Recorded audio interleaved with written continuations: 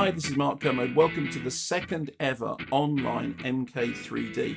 As you probably know, this is a show that I've been doing live on stage at the BFI South Bank for a few years, but currently, obviously, cinemas and theatres are closed. So the show has moved online, and this is our second online outing, and it's a great show we've got prepared for you. In the next hour, I'll be talking to Simon Bird, who's probably best known for The In-Betweeners. He's directed a feature, Days of the Bagnall Summer, and will also be joined by the star of that film, Monica Dolan. We'll be catching up with Andy Serkis, who'll be telling us what he's been doing in lockdown and picking both a guilty pleasure and a film which changed his life.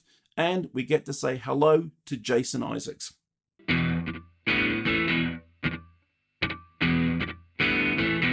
Now, usually when I'm on stage at the BFI South Bank, we start the show by taking questions from the audience in the auditorium. Clearly, we don't have an audience here. I'm sitting in my front room, but we do have some questions that have come in via the Kermode on Film Patreon page. And if you get a moment, please do visit it. So here's a question from Jeff Fike.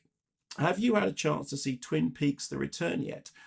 Jeff, yes, I have. And by a happy coincidence, I'm just in the process of recording a piece about Twin Peaks and the music of Angelo Badalamenti for the new TV series that I've been doing with Simon Mayo that goes out at 8:30 on Friday on BBC4. I know that sounds like a shameless plug, but it actually just happened to fit in rather nicely with your question. So yes, I have seen it. And if you want to know what I think about Twin Peaks, and particularly the music, tune in 8:30 Friday, BBC4, to Kermode and Mayo's home entertainment service. Jeff also adds, did you know that David Lynch is back doing weather reports at David Lynch Theatre on YouTube? Yes, I did. And if anyone hasn't checked them out, go to YouTube, search the David Lynch Theatre, the weather reports. There is something really magically reassuring about hearing David Lynch telling you what the weather's like around his home. Good morning.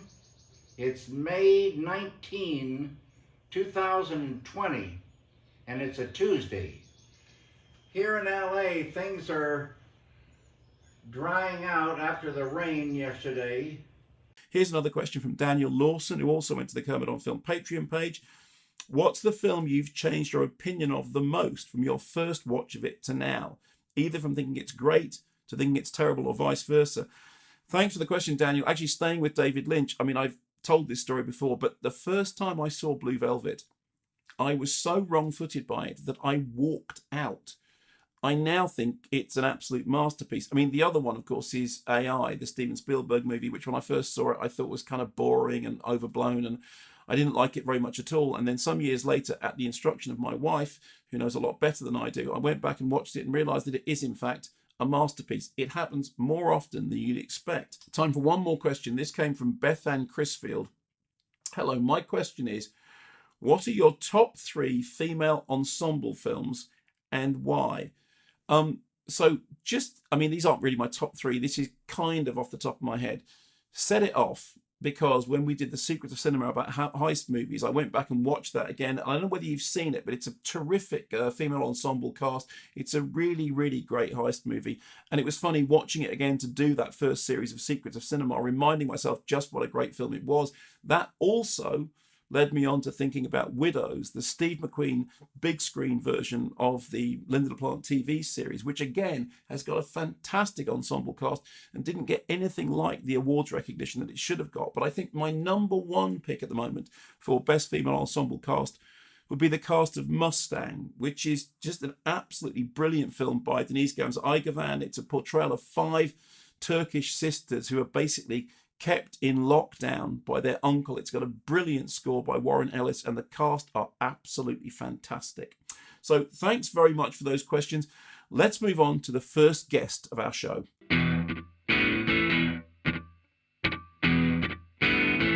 Now, one of the things I've done this week is watch Days of the Bagnall Summer, which is a forthcoming film directed by Simon Bird, who you may well know from The In-Betweeners. It's based on a graphic novel, and it's the story of a mother and a teenage son who are effectively locked together over the course of a summer.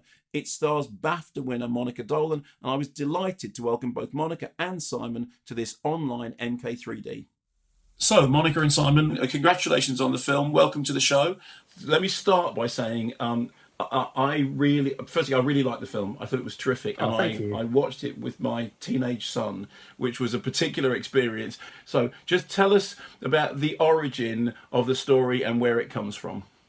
Well, it's an adaptation of a graphic novel by Joff Winterhart that I read probably when it came out, I think in 2012, and it just had a real impact on me, and the book sort of stayed with me just because it's so. I mean, the film, as you know, is quite sort of plot light, I think it's fair to say, but the book even more so. You know, it really is a sort of tone piece. There's not much dialogue in it at all, and it's mainly these beautiful drawings. It's very funny, but quite sad and poignant as well, and really sort of struck the sort of tone that I love. And when you say it's plot light, just tell, if you can, do a brief synopsis. I mean, it's a couple of sentences. What is the plot? Well, it's about a teenage boy called Daniel who thinks he's spending the summer holidays with his dad in Florida, but at the last minute his dad cancels that trip. So instead he spends 6 weeks at home with his mum, and they sort of learn a lot about each other and sort of grow as people over the course of that enforced quarantine, lockdown. Yeah, it's going to seem very relevant to people, I think. Yeah. So, Sue, is Daniel enjoying his summer holidays? Not really. He was meant to be visiting his father in Florida, but let's just say Bob isn't the most reliable. Hello? I'm afraid you're stuck with boring old me for 6 weeks, but we'll have fun. Sorry to hear about his trip. Daniel seems quite philosophical about it all, though. I don't want to be here, do I? I want to be in Florida, where I'm supposed to be, with Dad. I think he's quite disappointed, to be honest. So, Monica, you are the mum, and there was a moment when I was watching, as I said, I was watching it with my son, and there was a moment when my son literally said out loud, "Stop being horrible to your mother." Oh, yeah. Tell me about your character and tell me about her relationship with her son. Well, her name's Sue Bagnold. She's a librarian. She's sort of one of those invisible heroes who I think is she's sort of the bedrock of relationships that people have, I think, but you know, kind of take for granted. One of the things that is so pertinent about her spending so much time with Daniel and being forced to spend time with Daniel is that they're both still teenagers in a way. I think it's a coming of age story for both of them, because there's a lot of damage for her that's gone on when she was a teenager, and I don't necessarily think it would surface if she wasn't spending this time with her son. One of the things that's really lovely about the character is I have this obsession with show don't tell acting. I mean, I love it when you can see what's happened to a character without a character sitting down and saying to you, well, this is what happened to me. The script is not dialogue heavy, obviously, but do you do a lot of research into, you know, where this character came from, what her backstory is, what her relationship with her sister is? How do you do that as an actor? I think when I'm working, there are two sorts of research you have to do, and one is research into the script, and one is, you know, if there's, I don't know, if your character's a librarian or astrophysicist or something, you look a bit into that and what they care about. I think I'm always careful to let what I mine in the script override what I might find out about those things outside, because if they clash too much with the script, essentially the script's the story that you've been given. And I mean, some of the things that you find in a script are so strange. I remember when you know that tiny nugget gives you so much information. I remember doing Pride and played George Mackay's mother in that, and there was just a little mention about him coming home late on the train, and because I looked at where the train stops were, I found out that he would have been on his own on the train, even though he was with his friend, that his friend got off earlier, so that she'd be more worried, you know. So you just find out little things like that, really, that just change the emotional temperature in a really small way. It just makes it quite different for your character. Simon, tell me about that tone, because it can be a melancholy story, it can be a funny story. I mean, there are loads and loads of laugh out loud moments, but tell us about getting that tone right between the melancholia and the humour. Well, yeah, I think the films that I love to watch and keep coming back to are films that are funny but are suffused with a sort of poignancy as well. So yeah, I think I was very on top of trying to protect the very delicate, gentle tone that the book has, and not, I didn't want to corrupt that in any way. I mean, a huge part of that was obviously casting, and once Monica was on board, I knew that was a sort of a major step on the way to achieving that, because I think Monica brings sort of just a realness to any sort of any comedy that she's been in, and a sort of sense of humour and a twinkle to a lot of the drama that she's been in, but also just in terms of the way I wanted to shoot it as well. That's a big part of what I like about the book, actually. I mean, in the book, just the characters that he draws are often quite small in the shot. That felt like an important part of it. As Monica was saying, it's about two people who you wouldn't normally see a film made about, two very ordinary people who are sort of lost in the crowd and very out of place. I mean, one of the things I really like is that these are two people that are totally unsuited to being to summertime. Daniel's clad in black at all times, and Sue is dressed in her sort of woolen jumpers. So even in the season they're in, they're outsiders. But of course, interestingly enough, in the film, he loves heavy metal music. But tell us about the music for the film, some of which I've been playing on the Scala radio show that I do. Yeah, so the music is the score was done on the whole by Belle and Sebastian. That famous heavy metal band, Belle and Sebastian. Exactly, hard rocking. The mosh pits in their gigs are just terrible.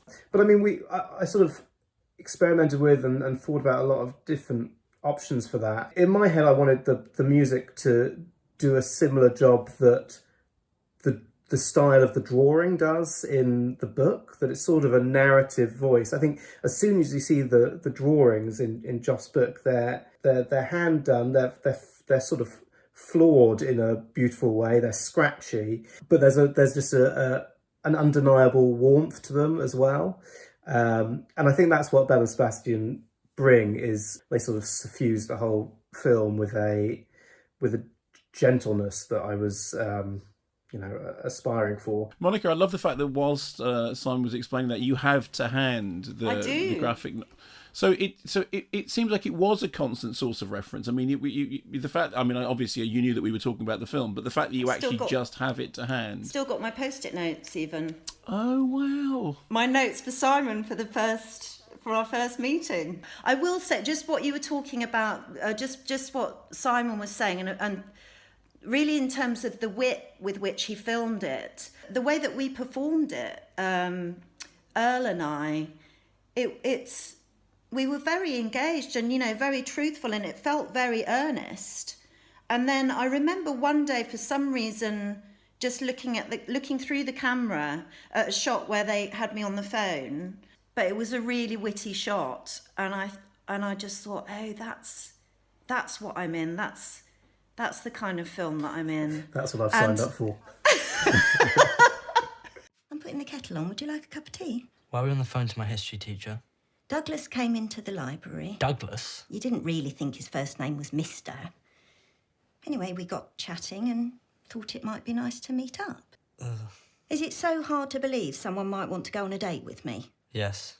Daniel, this is really not a big deal. We just had a bit of a flirt, I suppose. Oh, please stop talking now. If it makes you feel uncomfortable... It does. ...then we can talk about it. Talking about it makes me uncomfortable. OK. Simon, now that the film seems to have been very sort of successfully received, is directing your primary interest now rather than performing? If I had to choose, I think I would say directing, because, well, obviously it's incredibly creatively satisfying to take a project from the very beginning all the way through to the very end. And yeah, I think directing was exactly what I hoped it would be, and I'd love to I'd love to do more. What does that mean? It was what I hoped it would be. I mean, did you? I mean, if I think of directing, I think of like Stroheim in Jodhpurs and shouting at people. What did you hope it to be? I don't know. Yeah, I think I feel an ownership and an affection for the film that you don't necessarily always get with things that you're just cast in and don't have any sort of emotional attachment to. Guys, listen, congratulations on the film. So when we'll be able to see it when it opens on 8th of June. And it'll be available on all platforms, I presume? I think so, yes. And does it bother you at all that cinemas won't be open? Because, personally, I thought it was actually lovely to watch it at home. But, you're happy with that? I think so, yeah. I mean, it's obviously, it's slightly sad, for the people that have worked on it not to be able to go and see it in a cinema. But actually, it's as we discussed, it's sort of quite well suited to a lockdown environment. I mean, it's literally about people whose summer holiday plans are cancelled. It's a small film. It's deliberately a small, intimate character study. I think part of the way we designed it was it would be nice to give that the full cinematic widescreen treatment and take these very ordinary lives and portray it in an epic way. I think we're all missing the cinema experience terribly. I mean, I think one of the things that this has demonstrated is how much people do need that shared experience. And I know that there's been a lot of discussion about whether cinemas will survive the crisis, but I think that everyone wants to get back into a theatre, wants to get back into an auditorium. Definitely. And I just, I long for it. And I always thought I was the grumpiest old git who, if there's other people in the room, they're making a noise. And now, frankly, I would sit in a multiplex with people on their phones eating popcorn. I don't care. I just want to be in a room with a bunch of other people and to be, back in the BFI South Bank. But look, congratulations on the movie to both of you. I thought it was really, it was really touching and charming. And you say, it's a small subject, but it has a very big heart and a very big vision. And I think you've done a terrific job with it. As I really like the soundtrack. Lovely performance, Monica. Congratulations to all of you, and thank you for coming on the show. Thank you. I wish you all the best and hope to meet you in person on the other side of all of this nonsense. We'd love to. Great. Yeah, thank you, Mark. Thanks, Mark. My thanks to Monica and Simon. Time now for another audience question that came in via the Kermode on Film Patreon page. Please do visit it. This is from Barry Birchall. Hi, Mark. With cinemas closed for the foreseeable future, do you think there'll come a time when the major studios will have to release their blockbusters like Bond and Marvel onto streaming services? Now, I honestly don't know what the future of all this is. I mean, in a way, you need to ask somebody from the industry.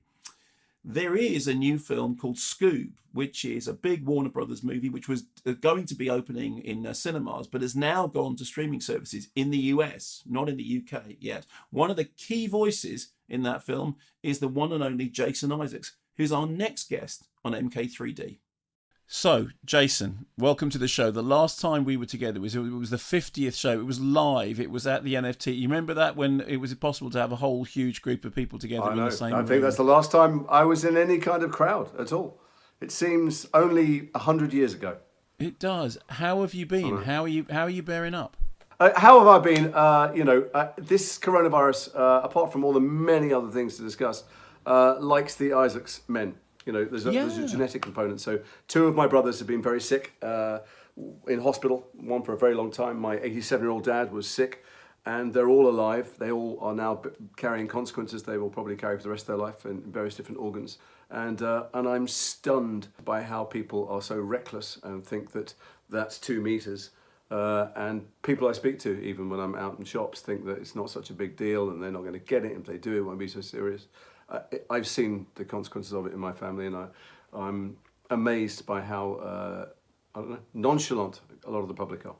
Do you have an opinion about, there's currently discussions going on about reopening cinemas and reopening the economy? What's your feeling about all of that? Well, this whole we'll be led by the science. Well, the science is really clear. Don't go near anybody else until we've got some strong therapeutics or a vaccine. Nothing has changed. The fact that we're allowed to go and do various things is just because we won't be able to afford to be in lockdown forever. I guess it's everybody's individual choice, but I don't know why anybody would go to a cinema until there is something that, if not a vaccine, until there's the knowledge that if you got sick, they could treat you easily and well. It's a disease. I thought Emily Maitlis put it rather brilliantly in her opening of Newsnight. This is not a great leveller. People who can afford not to do manual work or not to be in close proximity to others in public transport will get less sick, and so it's no surprise that supermarket workers and people on building sites and people in the front line in health services are getting sick, and those people who, like me, are privileged enough to be able to afford to stay behind closed doors are not as much. Our industry, the film industry, is talking about opening not just to the public, but in terms of making new product all the time. There are constant discussions and new protocols. It sounds like a spy novel. The Bulgarian protocols are being discussed much, and very serious people at very high levels want to get back to work because the industry is full of people who are working a gig economy and job to job as freelancers. But it involves quarantining the entire hotel and everyone who cleans it and all the caterers and everybody for weeks, and then testing every day with the tests that don't yet exist, which is a test that tells you if you're infectious on the day you become infectious. So all these temperature testing stuff is bullshit because you can be asymptomatic throughout the illness, and certainly for the first 2 weeks when you're infectious. I'm terrified for all of us economically, but of a second wave. I don't know how you feel. I know that you guys are sequestered away somewhere rather rural, which is lovely, but I just don't understand how everyone isn't looking at history and thinking, what can we do differently? So in the middle of this, are you managing to get anything productive done? I think, look, this is an opportunity if you're lucky enough to have the time. I've finished a novel that I was working on and a couple of screenplays, but I've also I think a lot of people are getting pleasure out of working in the garden. So I've got a garden, which is another great privilege. But I've long wanted to learn Aramaic. I've learned Aramaic, and I'm baking life-size effigies of all of my family in sourdough. No, I've done nothing. I've not read one book. All these people who are doing stuff. I was with you. I was with you up until the Aramaic. I thought, wow. But here's the weird thing. I've got nothing to do, and I can't reply to a single email. I can't get anything done because I've just got I could do it some other time. I don't need to do it now. So no, don't anybody feel bad for getting nothing done. Who are these people learning Italian and juggling hamsters? Sod them. No, done nothing. You are such a good actor that I was when you said I've finished, I was thinking, I must ask him about the novel, and then he said the thing, and then it was the Aramaic. I am having Zoom meetings about screenplays all the time and about the production of them and how soon we should. And I get off and I think, did anybody believe that's? I mean, why are we having these conversations about going to work in July or September? What are they nuts? What parallel universe are they living in? And I'm wondering if they are also getting off going, they seem to buy it. Let's go and have lunch, I don't know what anyone's doing. Good luck to anybody else who's being productive. I'm just trying to read less news and failing. Don't read the news. Read it once a day. That's my top tip. We would always be without you, I feel lost. Hey! This mangy stray's coming with me. He's not a stray. Okay then, what's his name? His name's Scooby. Middle name? Doobie. Last name? Do. Well, you are managing to do some work from home. One of the reasons that you're well lit is that because you've been doing interviews for tell us about Scoob, and that's coming. So I've got ring lights here. If you want to see the ring lights, that's what they look like. You can see the rings there. Yeah. So first of all, that explains some of the makeup. So I had to do. I'm in this film Scoob, which is the new, modern, updated origin story and rather fantastically realised version of Scooby-Doo, a big Warner Brothers movie that, in other circumstances, I would be, gladding it around the world and doing premieres in different cities and doing junkets. But instead, I'm sat in my bedroom yesterday and did 60 interviews or 100 interviews, along with the rest of the cast around the world. My daughters were told to. They sent me a ring light and some of these rather fabulous AirPods, and they said, "Get your daughters to do your makeup." So my 18-year-old Lily did my makeup. She kept on just snotting, not even snorting, snotting with laughter while she's looking at me going, and I went, what? I'm sorry, love, that's really not making me feel very confident. Then Emma, my wife, came in and went, get that off! And I looked like a cross between Danny LaRue and Michael Jackson in Thriller. It was not a good look. Like a lot of actors I know, I'm doing a lot of charity videos and a lot of support for care workers and anything I can. My wife and daughter are volunteering everywhere. I'm doing my bit. I'm an ambassador for various, I'm doing Red Cross charity and Lumos and Marie Curie and all this stuff. But it's so nice to be able to do not just a bit of work, but be able to talk about something light and lovely and go, hey, why don't you sit down with your family and watch a film for 2 hours that's just fun and great and nostalgic, and not feel like you're selling snake oil. So it was just a blessed relief yesterday not to be thinking about, this, that and the other that's out there.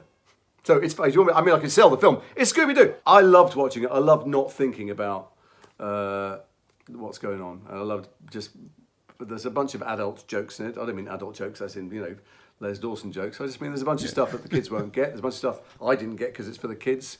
There's music that's apparently very TikTok savvy. I don't quite know what the hell that means. I don't know. And it's sweet and funny.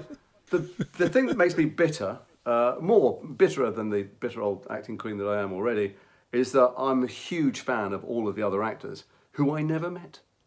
Didn't meet them once. You don't meet people when you do animation. But you and Zac Efron are like besties because you sent me a video that you made of you and Zac Efron in a lift. Hey, what's up? Favorite actor? How you doing, Mark? Mark, Zach, Mark. What's up, man? Hey, I just want to say hi and thank you for all the support. I'll see you soon.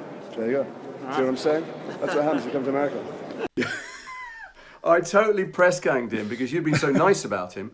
I love Zac Efron. I love Zac Efron. I know. Think Zac Efron's I said great. to him, stage with him on Today, which is the giant national morning broadcast show in America. And I went, Zach, listen, just look at the video and go, hi, Mark and Simon, thanks very much. And he went, and he was looking around for his security. And he did it anyway because, I don't know, he was intimidated or nice or a combo. And then I met him in the recording studio for Scoob. And I said, oh, Zach, dude, hi, you won't remember me. And he goes, oh, I remember. And I said, well, here's the thing. I didn't have time to explain to you. Mark and Simon have the biggest film podcast in Europe, and Mark is Britain's foremost film critic, and he absolutely adores you. He thinks you are the Renaissance man. You're Gene Kelly. You're Fred Astaire. You can sing. You can dance. You can act. You can do everything. He went, oh, really? Oh. And then I could see him soften in retrospect and wish he'd been more enthusiastic back in the day in the original video. And I was right on the edge of going, do you want to make another video for him now? More blood letter. And I thought, don't push it. That's fantastic. I honestly. Anyway, Scoob. I hate selling things. I hate selling things generally, and at a time when people are broke and terrified about money, and rightly so, I don't want to be encouraging people to spend money, but if you're spending money on other stuff, sit down with the family and watch Scoob. Have you managed to sit with your family and watch anything together other than Scoob, obviously? I'm aware that in your house, obviously, it's a non-stop film festival. It is. And it really is.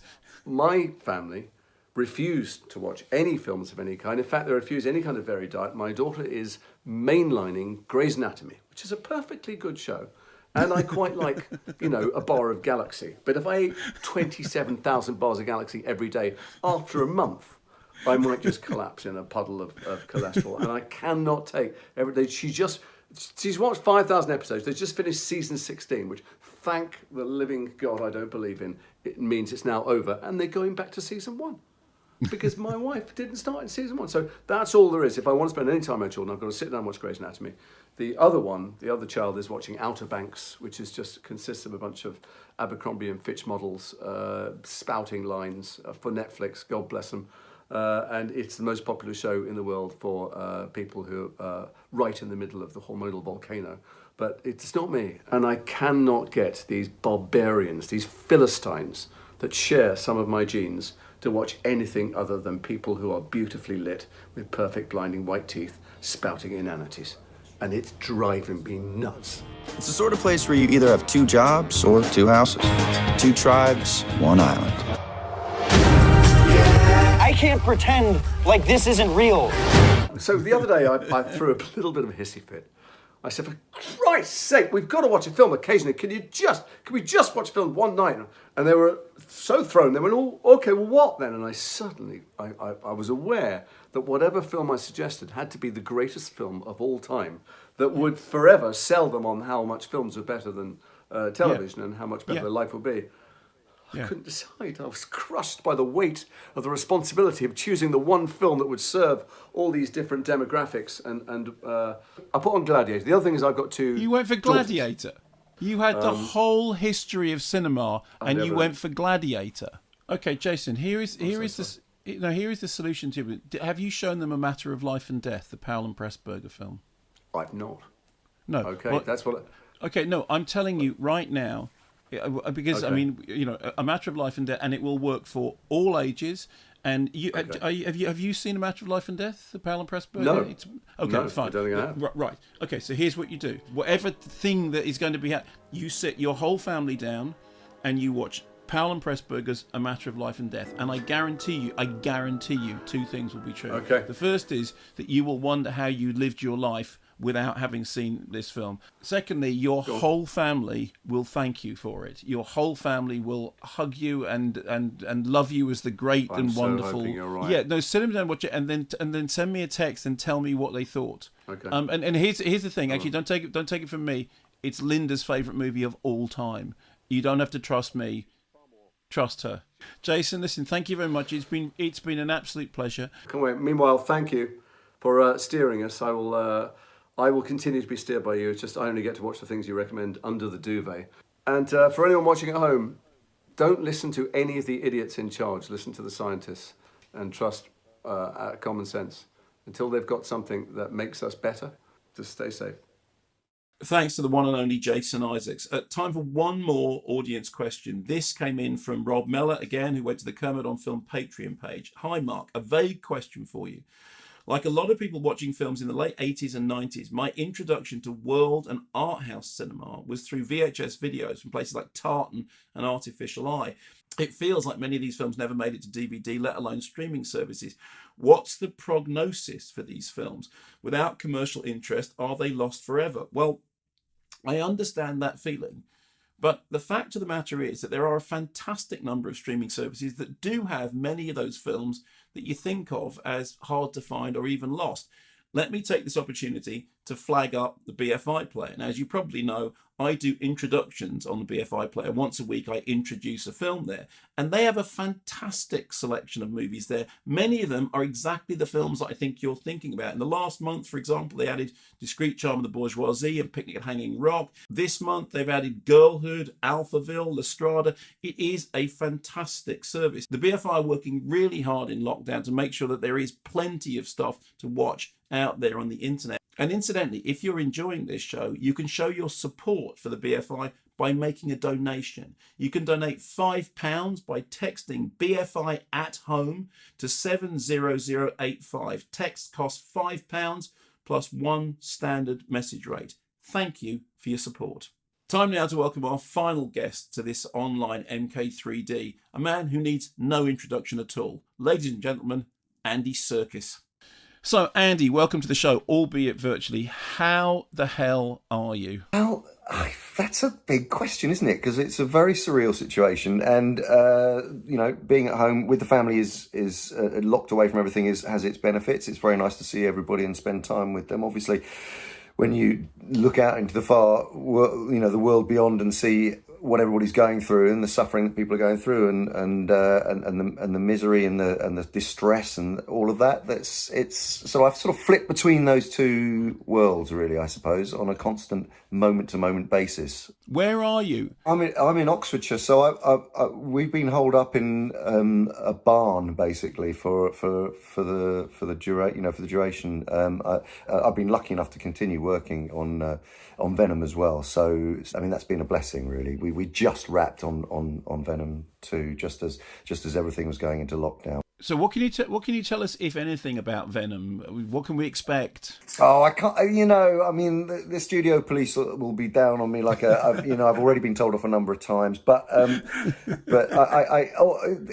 it's been delayed. Obviously, it's coming out next June now, which is exciting because it's a really great date. It's bang in the middle of June, so it's going to it'll have a summer opening. But also we've got more time to work on it, and it was always going to be a rush to get it made in time. Very exciting, and I really had a wonderful shoot, and I can't tell you too much more at this point in time. There's so long to go on it.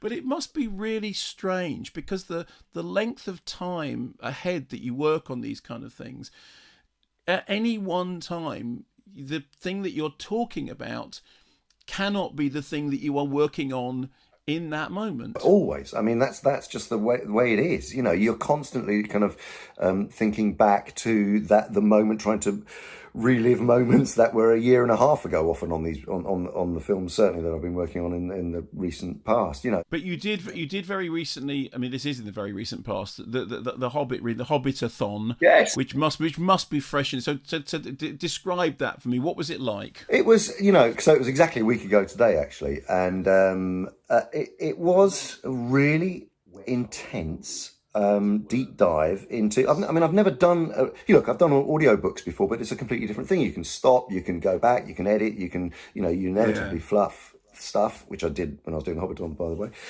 But on this, it was like a live. I wanted to give it like a live performance feel, and so I chose that because, talking about being able to get out, and if you like being out in nature, there is no greater story in a way for going off on an adventure and experiencing Middle Earth and an extraordinary world. And also I did it for the NHS and for Best Beginnings, which is a charity that I'm an ambassador for. So it was I really enjoyed it. I really screwed up quite a lot of it, and I really lost my mind about halfway through when I didn't know. I was reading pages that I didn't remember reading when I got through it. I'm like, the whole chunks of it I don't even remember doing. It was quite an extraordinary thing. This thing, all things devours, birds, beasts, trees, flowers, gnaws iron, bites steel, grinds hard stones to meal, slays kings, ruins towns, and beats high mountains down. Poor Bilbo sat in the dark thinking of all the horrible names of all the giants and the ogres he had ever heard told of in tales, but not one of them had done all of these things. He had a feeling that the answer was quite different and that he ought to know it, but he couldn't think of it. He began to get frightened, and that is bad for thinking. I may have told you in advance that I wanted you to choose a couple of films, both a guilty pleasure and a film that changed your life. Which one do you want to go for first? The guilty pleasure, I think, which is actually This Is the End. Okay. Seth Rogen, James Franco, Danny McBride, Jonah Hill, all those guys trapped in an apocalypse. It constantly makes me howl with laughter. I mean, literally weep with laughter, and my family have seen it a lot too. The performances are so great and so. And because they're playing versions of themselves, it's very, it's just wonderfully kind of, but it's also about friendship, and it is also, it's about their relationships for real. So it has that double-edged thing which really keeps me entertained. So I do watch. It's a relatively modern movie, but I would say that is probably my greatest guilty pleasure if I'm feeling like I need cheering up in any way. When you say they play versions of themselves, I think one of the things about that movie that is really interesting is that there's a couple of characters who are playing versions of themselves, and it's the closeness to what you imagine that they would be like, but also a cruel version of themselves, which is actually quite brave. There's a couple of performances you think, wow, because people will look at this and think that is what you're like. And exactly, examining themselves, putting a microscope up, putting themselves under a microscope, and really kind of eviscerating themselves. I think they do, which is very brave. So I think we should probably go back to your place, eh? What are you talking about, man? No way. I'm not leaving here. I don't want to die at James Franco's house. You heard the TV. The TV said stay here. It said stay in your homes. We need to stay here until they start rescuing people, okay? A huge earthquake happens. Who do they rescue first? Actors. Famous people. They'll get Clooney, Sandra Bullock, me. If there's room, you guys will come. The point is that we're all gonna get out of this first. What's the movie in which you've played something that's actually closest to you? Because I remember asking you once, when we were talking about your portrayal of Ian Dury, who you had really got inside the skin of, but you said, I was saying, are there similarities? You said, no, we are such different characters that one of the things that you had found, the way that you would go into character was because you were so different as people. I think that's right. I mean, it is, it's always a process of, when you're approaching a role or you're thinking of taking a role on, it's just like, where does the Venn diagram cross over between you and your experience? I mean, you're always using your own experience. You're always using your, ultimately it's your perception, your take on how, where do I meet this character? Where is the commonality? Where is the common ground? What's the, where do we cross over? And usually my Venn diagrams are sort of very if you can see, they're tiny little meeting points, really, I suppose. But you have to have them, whatever character you're playing. Even a character like Ian Brady, what is, and I'm jumping Ian's for a second because that was, I would like to think I'm nowhere near what Ian Brady's like. But you have to think, how can I get inside the head of someone who could do what he did? Myra Hindley said of Ian Brady, for instance, that she found it the most beautiful thing in the world, standing on the moors with him at night under the moon, having committed the acts that they'd done. And I had to think, well, what validates my life? What is the most extraordinary thing that makes me feel alive? So it was like, you transpose. It's all about transposing, I suppose. But I do find on the whole, to answer your question, characters that are further away, I feel more comfortable. I feel more comfortable taking bigger journeys, I suppose. So the other thing I wanted to ask you was the film that changed your life, and this is a film that's important to you, a film that has a particular meaning to you. What did you choose?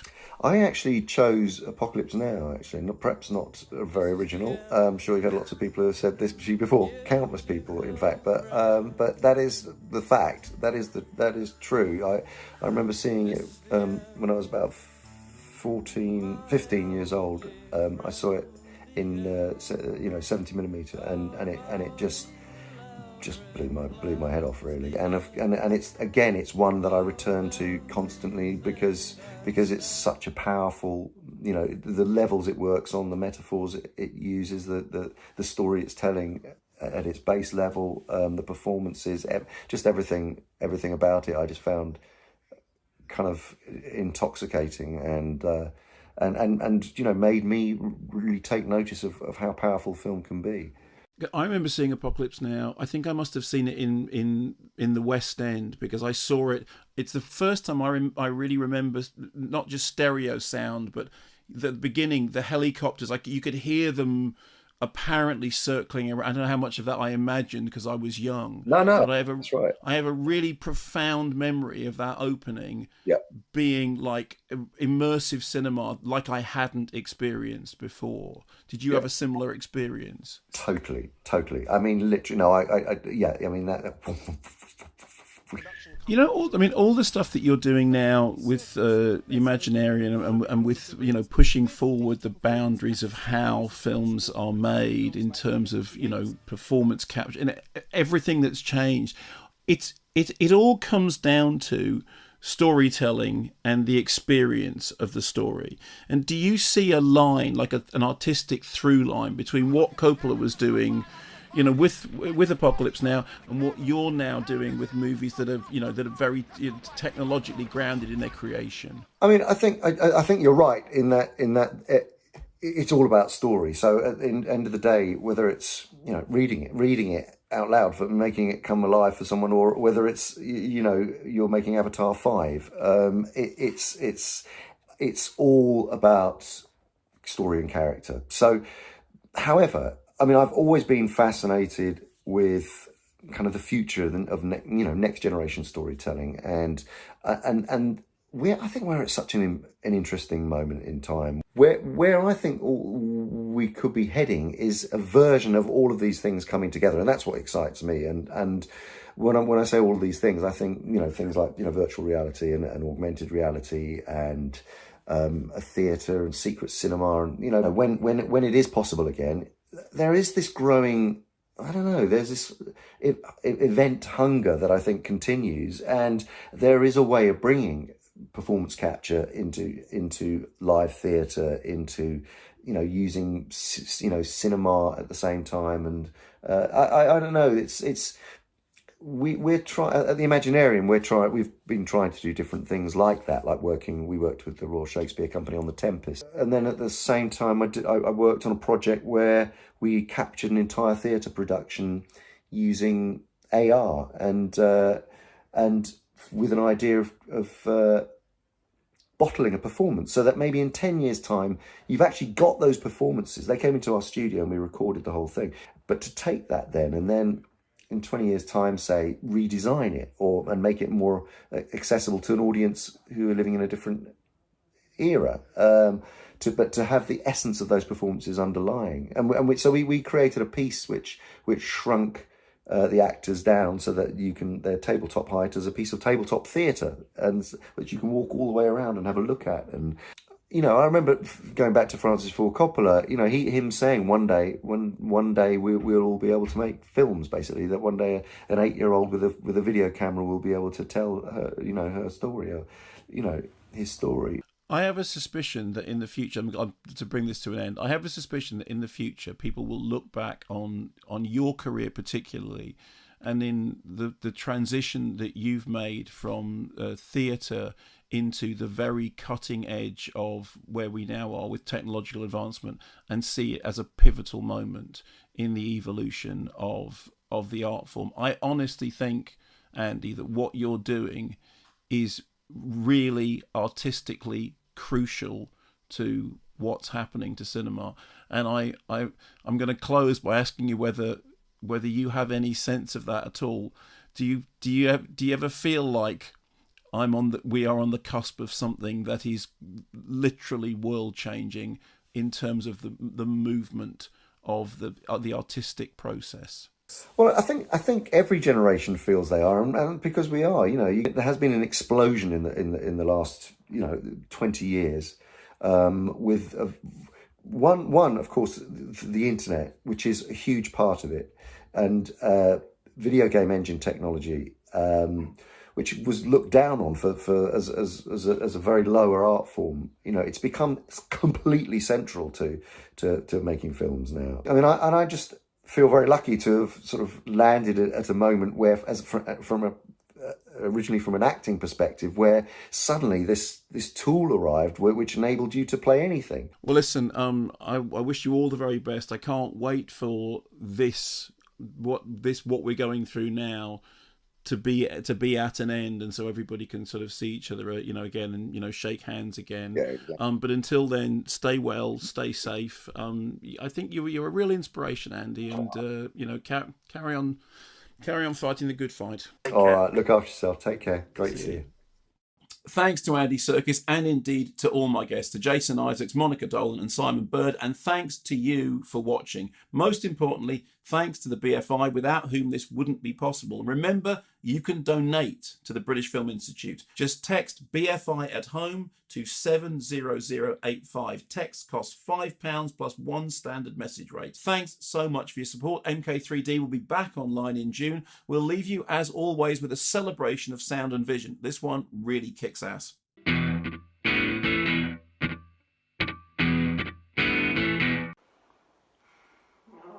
I'm so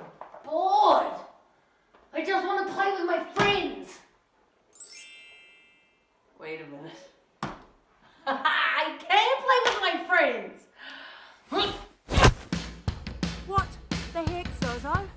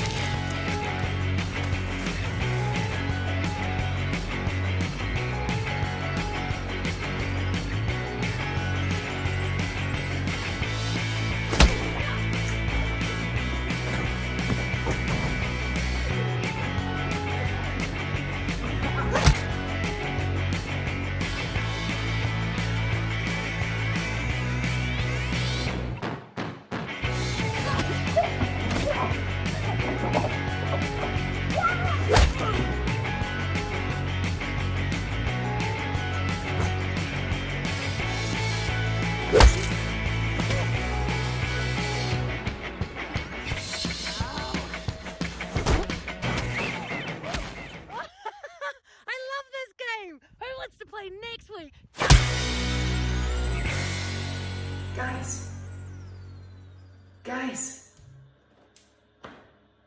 did I miss it? I was just playing guitar on the toilet in the dark. Well, can you please make sure that you tell me about next week so I can be on it? Because otherwise...